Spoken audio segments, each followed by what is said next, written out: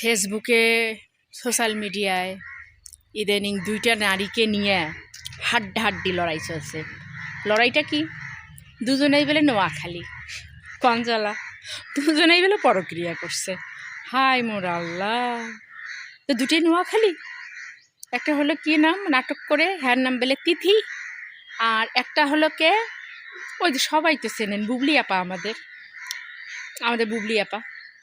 দুইজন, একজন অপু বিশ্বাসের আর একজনে যে কি ইকরা মেয়েটা মারা গেল। তবে আমি ইকরা আপাকে সমর্থন করতে পারছি না, কারণ তার হাজব্যান্ড পরকীয়া করছে, ভালো কথা। তুমি তোমার জানটা দিবা কেন? তোমার একটা বাচ্চা আছে না, তোমার একটা ছোট বাচ্চা, দুধের বাচ্চা, এই বাচ্চাটাকে ছেড়ে যে তুমি গেলা, তাতে কার কি হলো? বাচ্চাটাই ক্ষতিগ্রস্ত হলো, আর তোমার ফ্যামিলি মানে তোমার বাবার ফ্যামিলি এরা কি, এরা ক্ষতিগ্রস্ত হলো। তোমার মা বাবা এরা সবাই আহাজারি করতেছে। তো এটা কে লাভবান হলো? ওই তিথি আর কি বলে এটা এটা আলভি নাকি আলভি, হ্যাঁ ছোকরার মতো একটা, ধাত্তরি এটা খাস ছোকরার মতো আলভিটা। হ্যাঁ নাটক তো আমি দেখছি, মনে হয় কোনো দুটা বয়রা বউ নাটকটা হ্যাঁ আমি দেখছি। একটা ফালতু বয়রা বউ নাটকটা দেখছি, আর বাকি নাটক আমি দেখি নাই। আর একটা দেখছিলাম ওই যে মেয়েদেরকে নিয়ে ব্যবসা করে একটা নাটক, একটা বাজে নাটক, কে দেখছে? আর ওই নাটকটায় মিলিয়ন ভিউজ হয়েছে, বুঝছেন?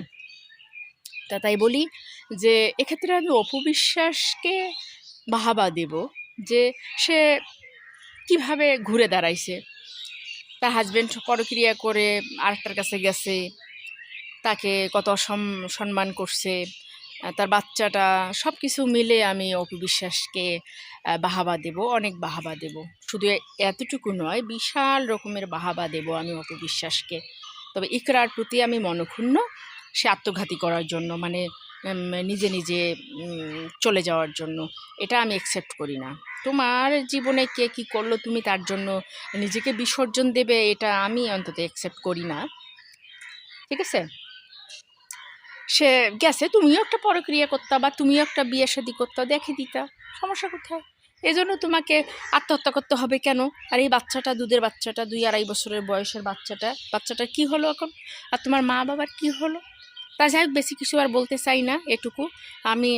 আর এই এই এই এই এই এই যে আলভি, এই আবার লাইভে এসে বলতেছে আমি তো ভীষণভাবে দুঃখিত, অথচ এ যা নেপালে থাকে আরেকজনকে নিয়ে।